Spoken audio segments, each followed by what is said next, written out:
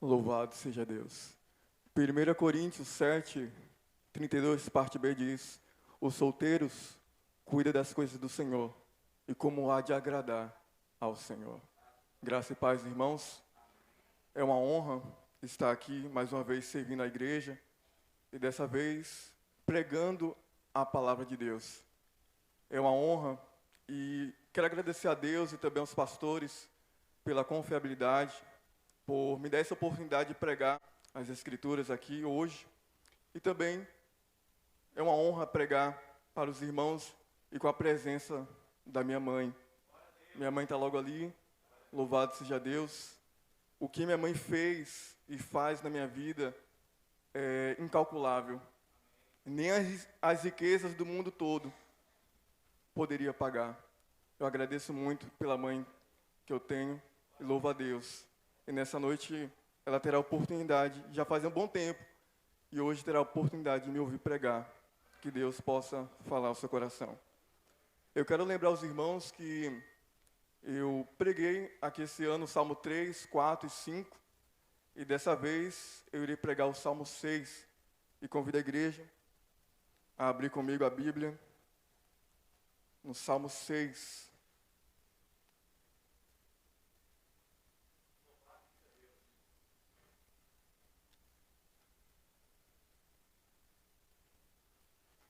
Os irmãos podem se assentar.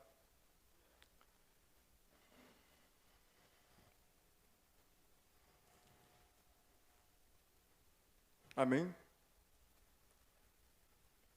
Vamos fazer a leitura. Ao mestre de canto com instrumento de 8 cordas, Salmo de Davi. Senhor, não me repreendas na tua ira, nem me castigues no teu furor.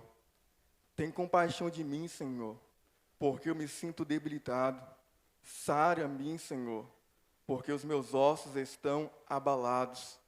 Também a minha alma está profundamente perturbada. Mas tu, Senhor, até quando? Volta-te, Senhor, e livra a minha alma.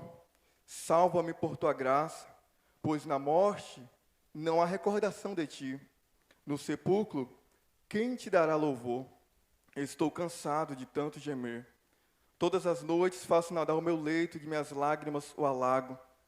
Meus olhos de mágoa se acham amortecidos, envelhecem por causa de todos os meus adversários.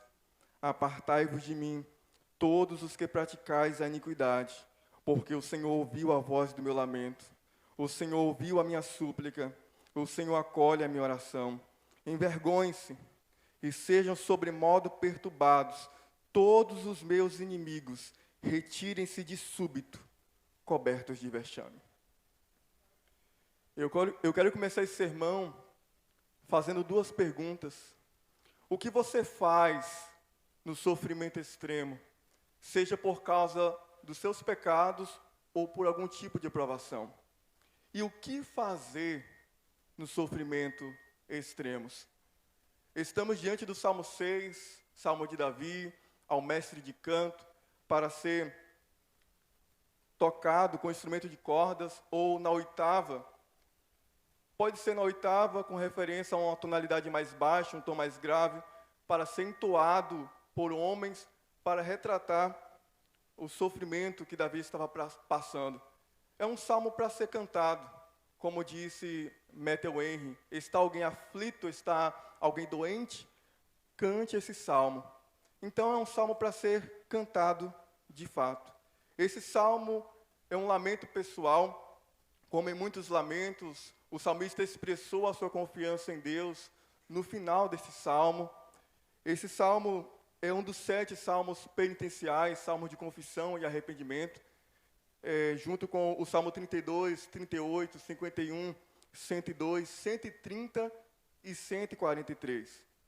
Do Salmo 3 ao 7, foram salmos que provavelmente foram escritos no mesmo contexto, que Davi fugia do seu filho Absalão, como nos relata 2 Samuel capítulo 15 ao capítulo 18.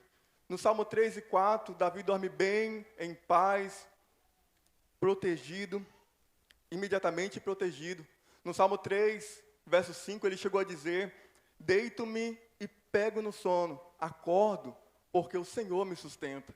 E no Salmo 4, verso 8, ele disse: em paz me deito e pego no sono, porque só tu, Senhor, me fazes repousar seguro. Davi estava dormindo bem, mas quando chega no Salmo 5, as coisas começam a mudar. As coisas começam a tomar outro rumo. Isso fica claro no versículo 3, que ele diz: de manhã, Senhor, ouves a minha voz. De manhã te apresento a minha oração e fico esperando. A primeira coisa que Davi faz ao acordar é orar. Não porque ele era um homem de oração, Davi era um homem de oração, mas ele fazia isso por causa do seu sofrimento, da sua angústia, da sua opressão pelos seus inimigos. Isso dominava tanto a sua mente, que a primeira coisa que ele fazia ao acordar era orar, para que Deus livrasse ele desse sofrimento, livrasse ele dessa angústia, dessa opressão. E por isso ele ficava esperando. Mas quando chega no verso 11 e 12, ele exorta o povo a se alegrar e se contentar na proteção de Deus. E estar protegido por Deus não significa que tudo vai bem. Estar protegido por Deus não significa que todos os nossos problemas serão resolvidos. Estar protegido por Deus não significa que teremos solução ou resposta definitiva para tudo que estamos passando. Estar protegido por Deus não significa que o sofrimento diminuirá. Davi estava protegido por Deus, mas as coisas não mudaram. Davi estava protegido por Deus, mas as coisas pioraram. Davi tem inimigos na área familiar, o seu filho Absalão. Na área relacional, o seu amigo íntimo e conselheiro Aitofel. E na área da oposição, Simei e o povo. Davi estava protegido por Deus, mas o sofrimento aumenta cada vez mais, juntamente com o número dos seus adversários. Mas Davi deveria aprender a se alegrar e se contentar na proteção de Deus. O fato de Davi estar vivo era uma razão, um motivo para ele se alegrar e se contentar em sua proteção. Mas quando chega no Salmo 6, que acabamos de ler, o seu sofrimento chega ao extremo, chega no ápice. Possivelmente, Davi é acometido com uma doença. Davi está fraco, debilitado, a sua alma está profundamente perturbada. E como ele disse no versos 6 e 7, estou cansado de tanto gemer.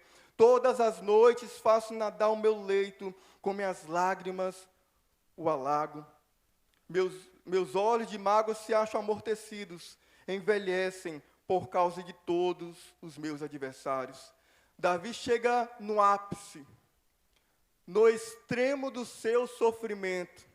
E o que fazer no sofrimento extremo? Davi, no sofrimento extremo, tem 4 atitudes. Primeiro, Davi se humilha. Verso 1 ao verso 3, parte A. Segundo, Davi desabafa. Verso 3, parte B ao verso 5. Terceiro, Davi chora. Versos 6 e 7. Quarto, Davi confia. Verso 8 ao 10. Então vamos por parte. Davi, no sofrimento extremo, humilha-se diante de Deus. Vamos começar lendo o verso 1. Senhor, não me repreendas na tua ira, nem me castigues no teu furor. Davi introduz a sua oração com o nome pessoal de Deus, o nome do Deus da aliança, Senhor. E todas as vezes que aparece na Bíblia o nome Senhor com as letras maiúsculas, é uma referência ao nome pessoal, o nome do Deus da aliança, que tinha um pacto com Davi, tinha uma aliança com Davi, e Davi o conhecia muito bem. E por 8 vezes, Davi diz o nome Senhor, aqui nesse salmo, justamente para demonstrar que o seu sofrimento era extremo, era grande. É como nós, quando vamos orar a Deus, e estamos no sofrimento extremo, e costumamos repetir várias vezes o nome de Deus, o nome do Senhor, por exemplo, Senhor, me ajuda, Senhor, me livra, Senhor, tenha misericórdia de mim. E é o que Davi está fazendo aqui. Senhor, não me repreendas na tua ira, nem me castigues no teu furor. Ao ler essas palavras, parece que Davi está pedindo para que o Senhor não puna, não castigue, mas nem tudo que parece é de fato. Notem que Davi disse, Senhor, não me repreendas na tua ira, nem me castigues no teu furor. Ou seja, não faça isso na tua ira, no teu furor. Davi sabe que Deus está irado e por causa dos seus pecados, Deus o está punindo, castigando e o disciplinando. Faço-vos lembrar do pecado que Davi cometeu lá atrás, com Batseba, cobiçando e cometendo adultério com ela, e mandando seu marido Urias para a frente da batalha para morrer. Por causa dos seus pecados, Deus está disciplinando, e por causa deles, Deus permite que Absalão usurpe o trono, tome o trono de Davi, e ao assumir o trono, ele pede conselho àquele que era amigo íntimo e conselheiro de Davi, Aitofel. E sabe o primeiro conselho que Aitofel dá? Aitofel diz, deita-se com as mulheres de teu pai, assim ouvindo todo Israel, que fizeste odioso com teu pai, animar-se-ão todos os que estão contigo. E foi exatamente o que Absalão fez no terraço do palácio. Armaram-se uma tenda, e ele se deitou, ele coabitou com as 10 concubinas de Davi, à vista de todo o Israel. É interessante como finaliza o capítulo 16 de 2 Samuel. É nos dito que Absalão e Davi consideravam os conselhos de Aitofel como se fossem as palavras do próprio Deus. E de fato, naquela ocasião, Deus estava usando Aitofel para aplicar a sua disciplina em Davi. Porque Deus disse em 2 Samuel 12, 11, 12, assim diz o Senhor, eis que da tua própria casa suscitarei o mal sobre ti, e tomarei tuas mulheres à tua própria vista, e as darei a teu próximo, o qual se deitará com elas em plena luz deste sol. Porque tu fizeste em oculto, mas eu farei isto perante todo Israel e perante o sol. Então, quando Absalão se deita com as 10 concubinas de Davi à vista de todo Israel, é Deus disciplinando Davi. Deus está irado, Deus está punindo, Deus está castigando Davi. Agora sim, fica mais claro a compreensão do verso 1. Então, Davi não está pedindo para que o Senhor não o puna, não castigues ou não o discipline. É nos dito em Hebreus 12, 6, que o Senhor corrige a quem ama e açoita todo filho a quem recebe. Isto é, quando eles fazem algo de errado. Quando o Filho de Deus peca hoje, Deus não tem outra coisa senão fazer com que puna os seus filhos por causa dos seus pecados. Davi sabe que Deus o estava disciplinando. Então, o que Davi está pedindo é, Senhor, amenize a tua ira, amenize o teu castigo, amenize a tua punição, amenize a tua disciplina para comigo. Senhor, não me repreendas na tua ira, não me julgue, não me castigues com o teu furor, isto é, com o teu desagrado ardente, com o teu calor, com o teu fogo, assim como o Senhor faz com o ímpio. Porque quando o Senhor faz isso, o Senhor faz para condenar, destruir e os fazer perecer no inferno. Ou, Senhor, não me repreendas na tua ira, nem me castigues no teu furor, segundo a proporção ou medida dos meus pecados. Porque se o Senhor fizer isso, eu serei destruído, eu serei condenado, eu perecerei. Então, amenize a sua ira, amenize o seu castigo, amenize a sua disciplina. É isso que Davi está pedindo. Que ninguém, portanto, ore para que Deus não puna pelos seus pecados. Orar dessa maneira é orar contra a vontade de Deus. Mas pode-se orar pedindo que o Senhor torne o castigo o mais leve possível, assim como Davi fez nessa petição. No entanto, o Senhor deve ser juiz em todo o assunto. Essa petição fica ainda mais clara no verso 2, quando ele diz: tem compaixão de mim, Senhor, porque eu me sinto debilitado. Tem compaixão de mim, tem misericórdia de mim. Misericórdia sugere algo que Deus não faz contra nós. Quando pecamos, o que merecemos é a morte, é a condenação eterna, mas muitas vezes Deus livra muitos de nós por causa da sua misericórdia. Então Davi está dizendo: eu sei que eu pequei e eu estou sendo disciplinado por Deus por causa disso, mas o que eu te peço é que o Senhor alivie, amenize o seu castigo, a sua disciplina para comigo, porque se o Senhor me julgar, me punir, me castigar na tua ira, no teu furor, no teu desagrado ardente, eu serei condenado, eu serei destruído, eu perecerei. Então, não faça isso contra mim. Tenha misericórdia de mim, tenha compaixão de mim, porque se o Senhor fizer isso, eu não vou aguentar, eu não vou suportar, eu não vou resistir, porque eu me sinto debilitado, eu me sinto fraco, e se o Senhor me castigar com toda a sua ira, com todo o seu furor, eu não vou aguentar, eu vou perecer, eu vou morrer. Mas eu preciso dizer uma coisa para os cristãos aqui presentes. Se você está no sofrimento extremo por causa dos seus pecados, e Deus está te disciplinando, não significa que quando você suplicar a sua misericórdia, o Senhor vai amenizar o seu castigo, amenizar a sua disciplina. Devemos suplicar por sua misericórdia, mas o Senhor é juiz em todo o assunto. Mas o Senhor é juiz em todo o assunto, e quero lembrar os irmãos do que estava acontecendo lá em Corinto. Alguns irmãos estavam participando da ceia indignamente, e por causa disso, o Senhor estava aplicando a sua disciplina em alguns deles.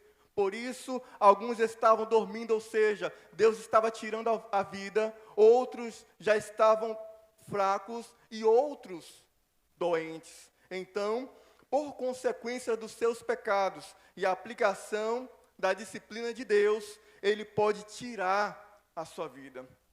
Mas, se você é um cristão genuíno, você não será condenado, porque aqueles que estão em Cristo, nenhuma condenação há.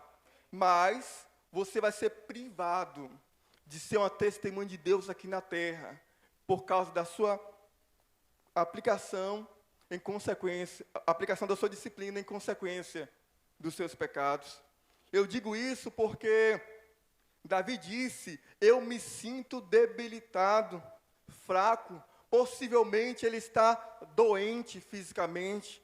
O Salmo 38, que é um salmo paralelo, e traz mais descrição do Salmo 6, nos diz no verso 3, não há parte sã na minha carne, por causa da tua indignação, ou seja, por causa dos meus pecados, o Senhor está indignado, e por causa da tua indignação, eu estou doente. Davi reconhece que, por causa dos seus pecados, ele provocou a ira divina, a mão de Deus estava recaindo sobre ele, o deixando fraco, debilitado, doente. Davi reconhece que a sua aflição provinha de Deus e se vira para o seu próprio pecado, como a causa do divino desprazer. Até a palavra sara-me não está no âmbito espiritual, mas físico. Sara-me, Senhor, porque os meus ossos estão abalados. A sua força física estava cedendo pelo peso terrível de seu pecado. Ele vai dizer, no Salmo 38, verso 3, parte B, não há saúde nos meus ossos por causa do meu pecado. E explica no verso 4, pois já se elevaram acima de minha cabeça as minhas iniquidades, como fardos pesados excedem as minhas forças. Do Salmo 3, do verso 3, melhor dizendo, ao verso 8 do Salmo 38, ele fala do efeito que o pecado causou, tanto no seu corpo como na sua alma. No Salmo 32, verso 3 e 4, ele diz, enquanto calei os meus pecados, os meus ossos envelheceram pelos meus constantes gemidos todo dia, porque a tua mão pesava dia e noite sobre mim, e o meu vigor se tornou em sequidão de estio. Davi estava sentindo o peso da mão de Deus e dos seus pecados, afetando o seu corpo, a sua saúde e também a sua alma. Olhe comigo o verso 3, parte A. Também, Davi adiciona, não só o meu corpo e a minha saúde foi afetada pelo pecado, mas também a minha alma está profundamente perturbada. Davi está dizendo, os meus ossos estão abalados, ou seja, fracos, doente, perturbado. A minha estrutura óssea está sentindo o peso do pecado, de tal maneira que eu fico encurvado, não tenho forças para ficar de pé, não há saúde nos meus ossos. As partes mais resistentes do meu corpo estão gemendo, estão trêmulas, mas também a minha alma está perturbada. Essa angústia que Davi sente é mais intrínseca do que o seu corpo, do que os seus ossos. Essa angústia é profunda, essa angústia está afetando toda a sua alma. O peso do seu pecado está afetando também a sua alma. Também a minha alma está profundamente perturbada. Não apenas o corpo e a saúde de Davi estavam sendo afetados pelo peso do pecado, mas também a sua alma estava profundamente perturbada. A alegria da salvação e a alegria do Senhor há muito se afastaram dele. O pecado que havia entrado em sua alma estava permeando seu próprio ser e amargurando o seu espírito. Nós que somos cristãos e estamos aqui presentes, quando pecamos, devemos sentir isso aqui. Não tem como um cristão verdadeiro e que tem consciência dos seus pecados não sentir isso. A alma fica angustiada, o sorriso vai embora, a alegria vai embora, a paz vai embora. É uma dor angustiante pecar contra Deus, mas como Davi diz no Salmo 32, verso 1, bem-aventurado aquele cujo o pecado é perdoado e cujo pecado é coberto. Melhor dizendo, cuja iniquidade é perdoada, cujo pecado é coberto. Feliz é o homem que o Senhor perdoa. Quando Ele perdoa, a alegria volta, a paz volta, a nossa alma volta a cantar e bendizer o nome do Senhor. Davi, no sofrimento extremo, por causa dos seus pecados, se humilha diante de Deus. Ele reconhece que pecou contra Deus e que merece tal punição. Davi não vai a Deus como um coitadinho, como um inocente, ou como alguém que não tem culpa no cartório. Davi sabe muito bem o porquê está sendo disciplinado, por isso que ele se humilha, para que o Senhor tenha misericórdia dele e pelo menos aliviasse, amenizasse a sua disciplina, não fazendo perecer ou morrer. No sofrimento extremo por causa dos nossos pecados, irmãos, devemos nos humilhar diante de Deus, reconhecer que estamos passando por isso por causa dos nossos pecados e que merecemos tal disciplina. Tem pessoas que estão sofrendo por causa dos seus pecados e vão orar a Deus com a cara limpa e dizer, Senhor, por que será que eu estou sofrendo? Eu não entendo por que tanto sofrimento. Não entende?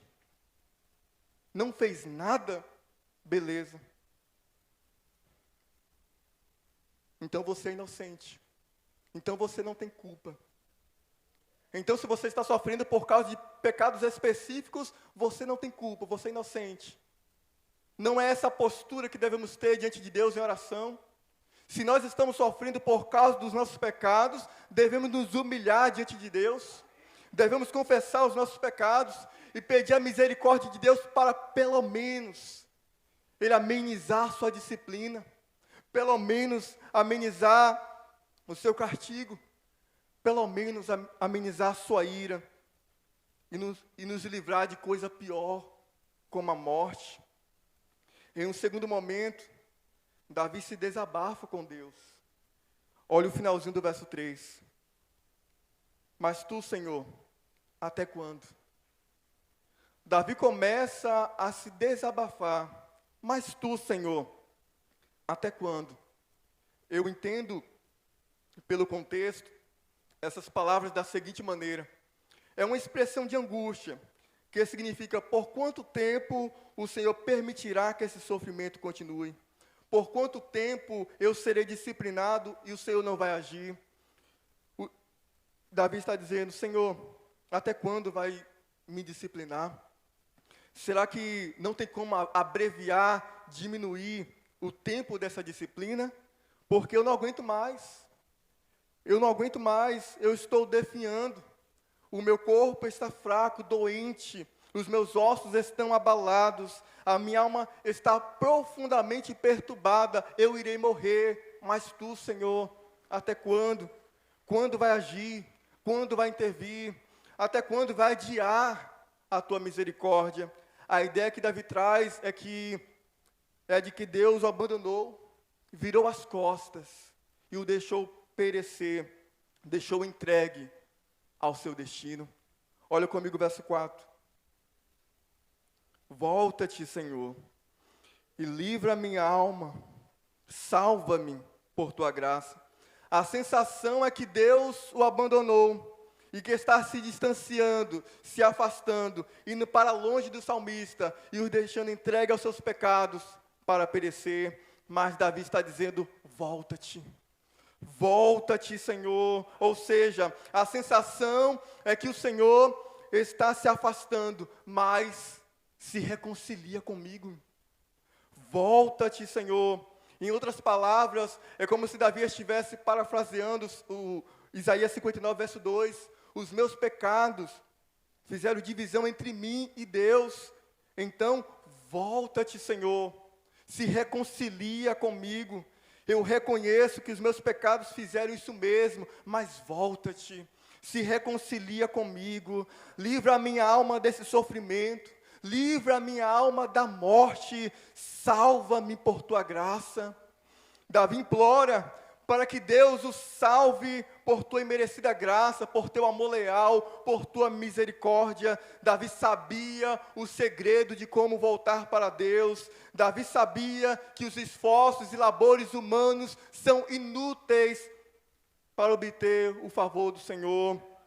Ele percebeu que a única maneira de se aproximar de Deus é suplicando a sua misericórdia e o seu favor. Só a graça de Deus, queridos, para nos salvar, só a graça de Deus para nos reconciliar com Ele, só a graça de Deus para livrar a sua alma do inferno, como é dito em Efésios 2:8, porque pela graça sois salvos mediante a fé, e isto não vem de vós, é dom de Deus. Só a graça de Deus para nos salvar, só a graça de Deus pela fé em Jesus Cristo que pode te salvar, não pelas obras, não por méritos, não pelos nossos esforços, mas pela graça de Deus.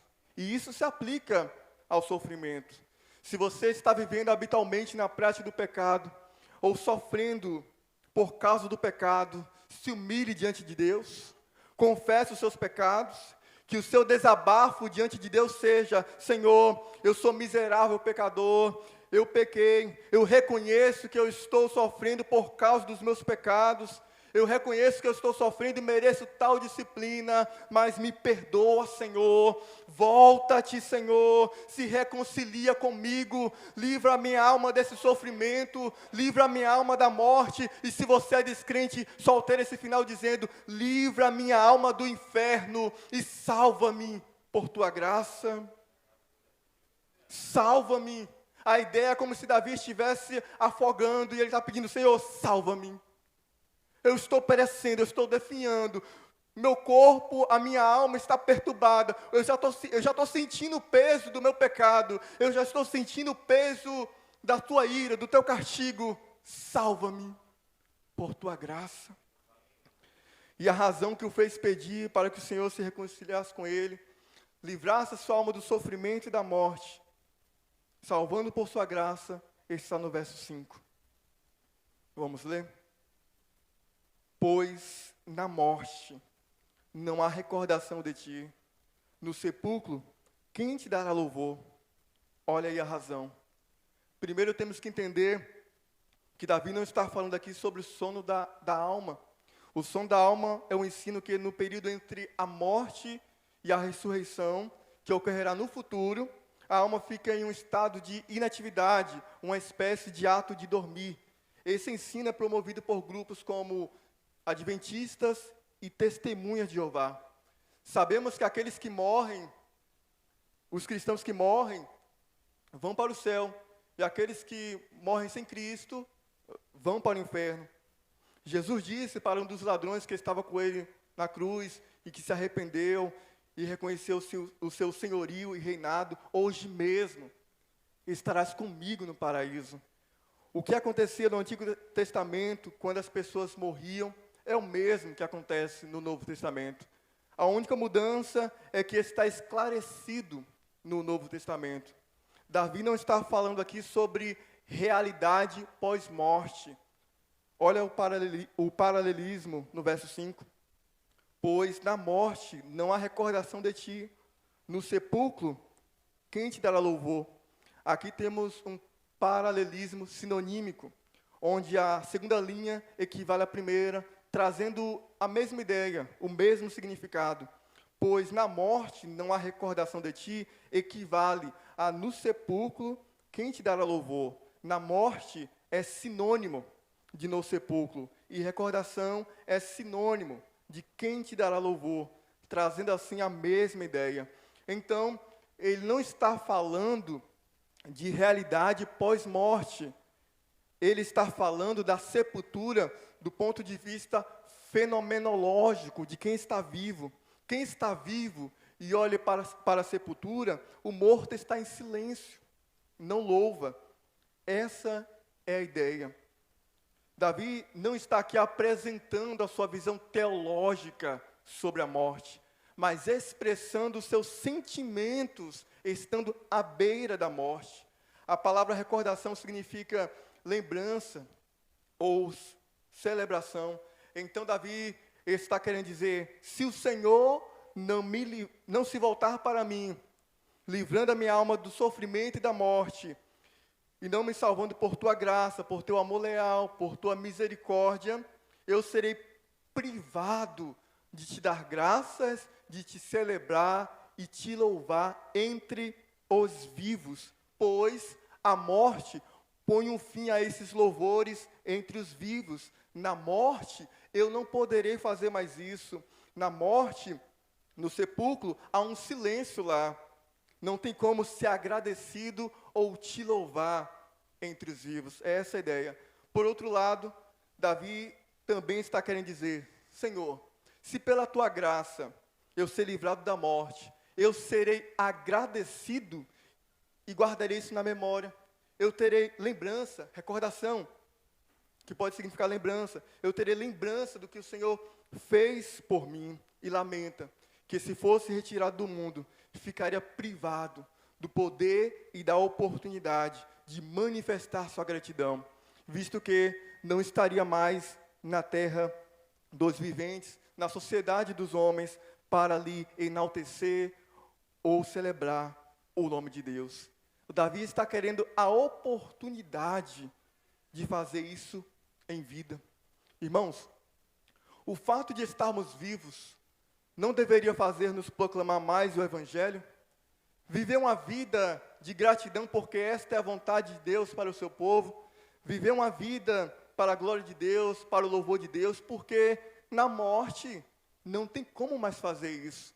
Será que é necessário chegarmos à beira da morte para dizermos para o Senhor que, se o Senhor permitir deixarmos vivos, vamos servir mais, vamos pregar mais, vamos proclamar mais o seu Evangelho? Não vamos esperar por isso, irmãos. Vamos começar desde agora a servir mais, a pregar mais, a proclamar mais o Evangelho, a viver mais para a glória de Deus, a celebrar o Senhor nas reuniões congregacional. e sermos agradecidos a Ele por tudo. Vamos aproveitar a vida que Deus nos deu para o louvor e glória do seu nome. Vamos aproveitar a vida que Deus nos deu para ser úteis no reino dele, porque na morte não tem como fazer mais isso. Quando Jesus orou na oração sacerdotal pelos seus discípulos, ele disse, eu não quero que, parafraseando, eu não quero que o Pai, o Senhor, tire eles do mundo, mas que guarde do maligno. E continua dizendo, porque assim como o Senhor me enviou, eu envio a eles. Ou seja, Jesus estava dizendo, eles ainda são úteis para o Evangelho. Eles ainda têm muito serviço para fazer. Eles ainda irão pregar mais o Evangelho. Eles ainda são úteis para mim. Então não tira eles agora do mundo, não. Eles não são do mundo assim como eu não sou. Não sou, isso eu sei. Mas guarde eles. Permita que eu envie eles para pregar o Evangelho. Irmãos, os santos, os cristãos que morrem, eles glorificam mais a Deus, porque eles glorificam a Deus no seu estado de perfeição. Mas os soldados no campo de batalha são mais úteis. Nós que estamos vivos somos mais úteis. Nós temos a oportunidade de evangelizar, de proclamar, de servir mais ao Senhor, de anunciar o seu evangelho para as pessoas. Então, não espere estar à beira da morte para dizer, Senhor, me dê uma oportunidade de viver para servir mais. Começa desde agora a servir ao Senhor. No sofrimento extremo, Davi se humilha e desabafa diante de Deus. Senhor, até quando vai permitir esse sofrimento? Até quando vai essa disciplina e adiará a tua misericórdia? Até quando se afastará de mim? Volta-te, Senhor, se reconcilia comigo, livrando a minha alma desse sofrimento e da morte, e me dando a oportunidade de te servir mais, de viver uma vida agradecida, e te louvar e proclamar a tua verdade entre os vivos. Mas também no sofrimento extremo, Davi chora. Olha comigo o verso 6 e 7. Estou cansado de tanto gemer. Todas as noites faço nadar o meu leito. De minhas lágrimas o alago. Meus olhos de mágoa se acham amortecidos. Envelhecem por causa de todos os meus adversários. Essas formas de expressão são hiperbólicas. Porém, não se deve imaginar Davi, à moda dos poetas, exagerando o seu sofrimento. Ele, porém, declara real e simplesmente quão severo e amargo sentia.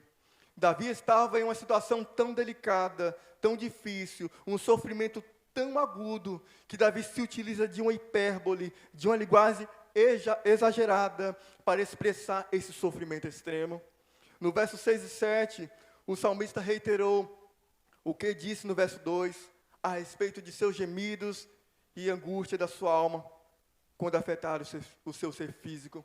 Além disso, ele nos informa que enquanto estava deitado em sua cama à noite, chorava lágrimas penitenciais por causa de seus pecados. Tomara que Deus nos leve a chorarmos e lamentarmos pelos pecados que temos cometido. Que Deus nos leve a chorar e lamentar de tristeza pelos pecados cometidos. E no verso 7 aprendemos que o salmista não estava apenas angustiado por causa dos seus pecados, mas por causa dos seus adversários também. Mas voltemos para o que ele diz no verso 6. Estou cansado de tanto gemer. Ele gemeu até se cansar. Davi está dizendo, estou cansado, exausto, já não aguento mais de tanto gemer.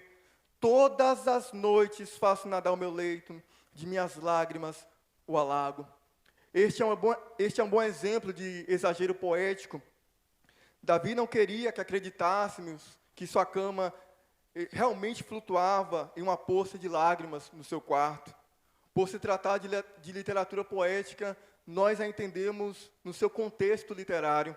Davi está dizendo, eu estou chorando, e chorando muito, bastante, demais da conta.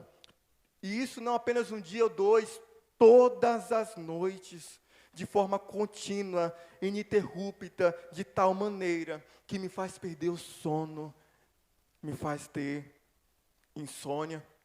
E as perguntas que me vêm à mente é, Cadê aquele Davi que no Salmo 3 deitava, dormia, pegava no sono e acordava, porque o Senhor sustentava? Cadê aquele Davi que no Salmo 4 dormia em paz, pegava no sono e dormia tranquilamente, imediatamente, porque o Senhor o mantinha seguro? Cadê aquele Davi que estava dormindo bem, em paz, e imediatamente o sono foi embora? Porque Davi teve consciência dos seus pecados. Ele sentiu o peso da culpa, da angústia, do sofrimento, e por causa disso, ele perdeu o sono. Davi perdeu o sono e estava chorando de arrependimento, e também por causa dos seus adversários. Davi não está em qualquer tipo de sofrimento. Davi está em um sofrimento extremo, agudo, que o faz perder o sono, que o faz estar cansado de tanto gemer, e o faz chorar muito todas as noites por seus pecados. Eu não sei se você está no sofrimento extremo por causa dos seus pecados, mas chore diante de Deus, chore de arrependimento, derrame as suas lágrimas. Se você está sofrendo por causa dos seus pecados, chore de tristeza, chore de contrição por causa dos seus pecados. Como veremos no verso 8, as lágrimas têm voz, como diz Spurgeon, oração líquida. Se você está sofrendo por causa dos seus pecados, chore. E eu quero te dar um incentivo com base em uma promessa feita por Jesus. Jesus disse em Mateus 5,4, bem-aventurados que choram, porque serão consolados. E chorar ali é justamente por conta dos seus pecados, ou pecado dos outros. Então, chore. Chore pelos seus pecados, chore de tristeza pelos seus pecados, porque tem uma promessa para aqueles que choram pelos seus pecados, eles serão consolados. Louvado seja Deus. E ele continua dizendo no verso 7, meus olhos de mágoa se acham amortecidos, envelhecem por causa de todos os meus adversários. Davi está dizendo, os meus olhos de tristeza estão afundados, caídos, envelhecem, ou seja, estão ficando turva a minha visão, está escura, está começando a falhar, como de uma pessoa que está ficando velha, está envelhecendo, e isto por causa de todos os meus adversários. Essa perseguição, essa angústia pelos seus pecados e adversários, deixaram seus olhos consumidos de tristeza, pesados, turvos, embaçados, por assim dizer, de tanto chorar. Davi está chorando pelo peso dos seus pecados e por causa dos seus inimigos. Davi, no sofrimento extremo, humilha-se, desabafa, chora, mas graças a Deus, também confia em Deus. Vamos ler o verso 8 e 9, e depois o 10. Apartai-vos de mim, todos os que praticais a iniquidade, porque o Senhor ouviu a voz do meu lamento, o Senhor ouviu a minha súplica, o Senhor acolhe a minha oração. Agora o tom mudou, da tristeza para a alegria. A perseguição ainda continua, o seu filho Absalão ainda continua, mas algo mudou, e mudou dentro do salmista. A tristeza foi substituída por uma confiança de que Deus o perdoou, tendo misericórdia dele, e que no seu tempo irá punir e destruir os seus adversários. Então, ele, com confiança de que Deus ouviu a sua oração, ele diz, apartai-vos de mim, todos o que praticais a iniquidade. Jesus vai dizer essas mesmas palavras naquele grande dia, para os falsos mestres e falsos cristãos, como nos relata Mateus 7, do 21 ao 23, que diz, nem todo o que me diz Senhor, Senhor, entrará no reino dos céus, mas aquele que faz a vontade de meu Pai que está nos céus. Muitos naquele dia hão de dizer-me, Senhor, Senhor, porventura não temos nós profetizado em Teu nome? E em Teu nome não expelimos demônios? E em Teu nome não fizemos muitos milagres? Então lhes direi explicitamente, abertamente, nunca vos conheci, apartai-vos de mim, os que praticais a iniquidade. Nunca vos conheci, eu nunca vos me associei, nunca me relacionei, nunca tive intimidade com vocês. Então, apartai-vos de mim, sejam condenados todos que praticais a iniquidade. Em certo sentido, é o que Davi está querendo dizer. É como se Davi estivesse dizendo, uma vez que Deus teve misericórdia de mim, me perdoou e não vai me punir, me castigar na tua ira, no teu furor, porque se ele fizesse isso, eu seria condenado, destruído. Mas ele vai amenizar sua disciplina, então eu não faço parte do mesmo grupo que vocês, ou seja, eu não tenho associação com vocês, eu não vou ser condenado, destruído, como vocês serão. E uma vez que eu não serei, apartai-vos de mim, porque Deus me ouviu, Deus me perdoou, Deus teve misericórdia de mim, e eu não quero mais ter associação, intimidade e relacionamento com pessoas falsas, enganosas e mentirosas, que zombam o nome de Deus, que blasfemam o nome de Deus, assim como aquele que dizia ser meu amigo, Aitofel, mas me traiu, se associando com meu filho Absalão. Então, apartai-vos de mim, todos os que praticais a iniquidade. Em certo sentido, Davi está querendo dizer isso, mas em resumo, Davi está dizendo, o Senhor ouviu o meu lamento, as minhas lágrimas, teve voz diante de Deus, a minha oração foi acolhida, Ele teve misericórdia de mim, me perdoando e amenizando a sua disciplina. E uma vez que eu sei que Deus não se agrada com a iniquidade, não se agrada com o pecado, e já me ouviu, e por 3 vezes ele enfatiza isso, o Senhor ouviu, o Senhor ouviu, o Senhor acolhe, confirmando que de fato Deus ouviu, então Ele vai julgar vocês, Ele vai punir e destruir todos vocês que praticam a iniquidade. E finaliza no verso 10 dizendo, envergonhem-se e sejam sobremodos perturbados todos os meus inimigos, retirem-se de súbito, cobertos de vexame. Pode ser entendido como uma oração de Davi pela conversão dos seus inimigos, como que Davi estivesse dizendo, tenham vergonha do que vocês fizeram de mim, tenham vergonha de toda essa oposição que fizeram contra mim, sejam perturbados ou se sintam profundamente aborrecidos. Vocês estavam me desejando mal, mas o mal se voltou contra vocês.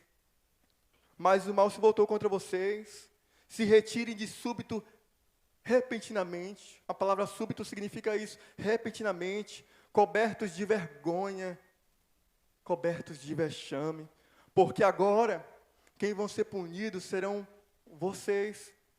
Davi está dizendo, tenham vergonha disso, e se arrependam.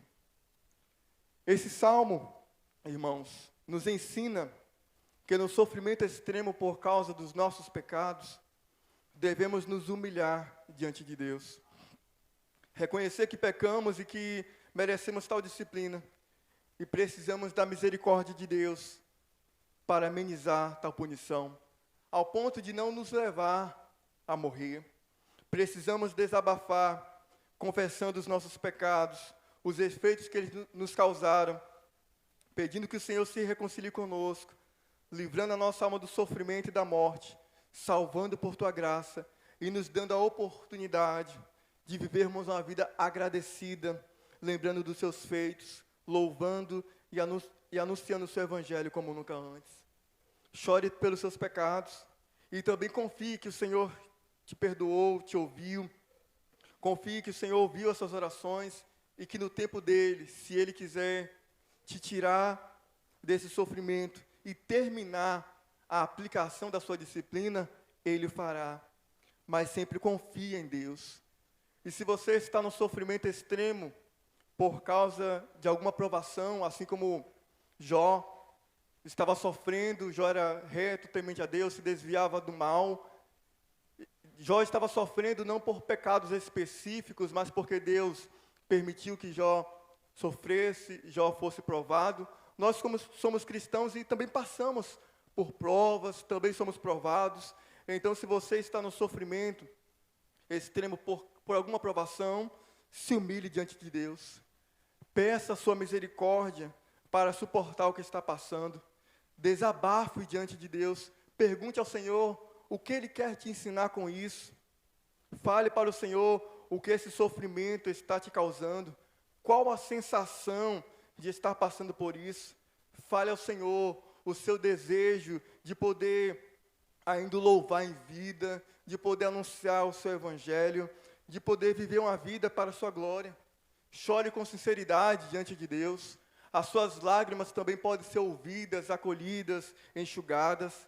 E confie que a sua oração foi ouvida e que a qualquer momento, se Deus quiser, Ele pode te tirar, te livrar dessa provação. E se você é descrente e não quer ir para um sofrimento mais extremo do que esse, que no caso seria o inferno, se humilhe diante de Deus. Reconhece que está vivendo uma vida de pecados e que merece tal condenação, mas suplique a sua misericórdia, a sua graça para não receber tal condenação. Desabafe, confessando os seus pecados, e diga para Deus que não quer mais viver longe dele. Peça que Deus volte para você, se reconcilie com você, livrando a sua alma do inferno, salvando por sua graça, pela fé em Jesus Cristo, para que você seja salvo e viva uma vida aqui na terra de gratidão por fazer parte dessa aliança, mas também chore pelos seus pecados, chore de tristeza pelos seus pecados e pelas consequências que eles te fizeram, e por fim, confie a sua vida ao Senhor, deposite a sua fé no Senhor como seu único e suficiente Salvador. Para todos aqui presentes, no sofrimento extremo, humilhe-se, desabafe, chore e confie.